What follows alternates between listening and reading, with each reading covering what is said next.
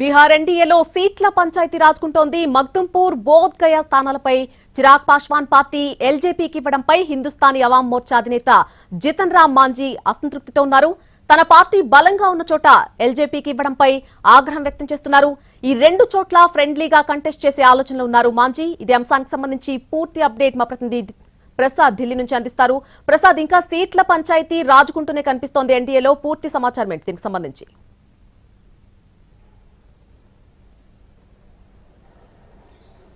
బీహార్ అసెంబ్లీకి సంబంధించి పైగా ప్రధానంగా బీహార్ రాష్ట్రం చాలా చైతన్యమైనటువంటి ఓటర్లు, రాజకీయ నాయకులు, అదేవిధంగా రాజకీయ పార్టీలు ఉన్నాయి. అనేకమైనటువంటి ఒత్తిడికి లోనై పనిచేయాల్సినటువంటి పరిస్థితి బీహార్లో ఉంది. ప్రధానంగా బీజేపీ నేతృత్వంలోని ఎన్డీఏ భాగస్వామ్య పక్షాల మధ్య సీట్ల సర్దుబాటుపై తఫతఫాలుగా చర్చలు జరిగిన తర్వాత కొంతమేరకు అవగాహన కుదిరి ఆ మేరకు సీట్ల పంపకాలు కూడా చేసుకోవడం జరిగింది. అయితే సీట్ల పంపకాల్లో ప్రస్తుతానికి సద్దుమడిగిన ఉన్నప్పటికీ కూడా ఎన్డీఏ కూటమి పక్షాల మధ్య కూడా కొన్ని మేరకు భేదాభిప్రాయాలు వచ్చాయి.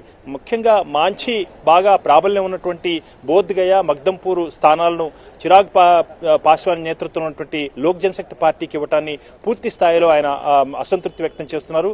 అదేవిధంగా అవసరమైతే వీలైతే తన పార్టీ అభ్యర్థులను తమ పార్టీ చెందినటువంటి చిహ్నంపై పోటీ చేసేందుకు, స్నేహపూరి పోటీ చేసేందుకు కూడా అవకాశం ఉందన్న అభిప్రాయాన్ని కూడా మాంఛీ వ్యక్తం చేశారు. ఈ రకంగా ఎన్డీఏలో కొద్దిపాటి లుకలు ఉన్నాయి. అయితే మహాగఠబంధన్లో అయితే ఇంకా పూర్తి స్థాయిలో చర్చలకు వచ్చేందుకు ఏమాత్రం కూడా అవకాశం లేని పరిస్థితి ఉంది. ఇటు కాంగ్రెస్ పార్టీ, అదేవిధంగా జేడీయూ, ఆర్జేడీ పార్టీల మధ్య సీట్ల సర్దుబాటుపై పూర్తి స్థాయిలో ఇంకా సందిగ్ధత నెలకొంది. నిన్న తేజస్వి యాదవ్ ఢిల్లీ వచ్చినప్పటికీ కూడా ఏమాత్రం రాహుల్ గాంధీని కలిసే అవకాశం లేకుండా కేవలం సంస్థాగత వ్యవహారాల ఇన్ఛార్జి జనరల్ సెక్రటరీ కేసీ వేణుగోపాల్తోనే మాట్లాడటం జరిగింది. రాహుల్ గాంధీతో స్వయంగా మాట్లాడి సమస్యను పరిష్కరించుకోవాలని చెప్పి తేజస్వి యాదవ్ ప్రయత్నం చేస్తున్నారు.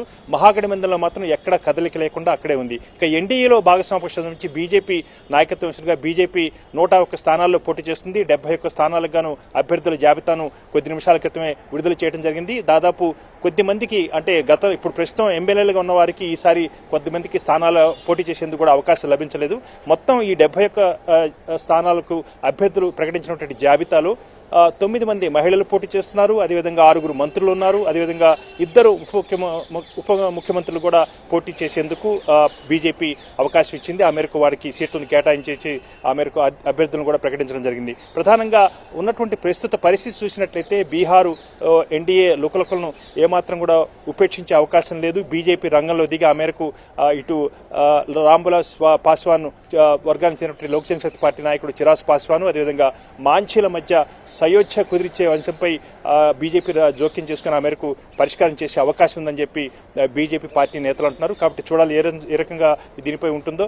ఒకవేళ ఈ రకంగా పోటీలు పడి ఆ మేరకు వాళ్లే భాగస్వామ్య పక్షాలు ఒకరిపై ఒకరికి స్నేహపూర్వక పోటీలు చేసినట్లయితే చాలా పెద్ద ఎత్తున ఎన్డీఏ కూటమికి నష్టం చేస్తున్న అంశాన్ని కూడా పరిశీలకులు చెప్తున్నారు. కాబట్టి దీనిపై బీజేపీ వెంటనే రంగంలో దిగి ఇటు పాస్వాన్ను, అదేవిధంగా మాంఛీని కూడా ఒప్పించే ప్రయత్నాలు చేసే అవకాశం ఉంది. కాబట్టి ప్రస్తుతానికి ఉన్నటువంటి 101 స్థానాలకు గాను 71 స్థానాలకు అభ్యర్థులను బీజేపీ ప్రకటించింది. మరికొద్ది రోజుల తర్వాత రెండో జాబితాను కూడా ప్రకటించే అవకాశం ఉంది. ముఖ్యంగా మహిళలకు, యువతకు పెద్ద ఎత్తున స్థానం ఇచ్చింది. అదేవిధంగా యువతకు పెద్ద ఎత్తున స్థానాలు ఇచ్చేందుకు బీజేపీ ప్రయత్నం చేస్తుంది.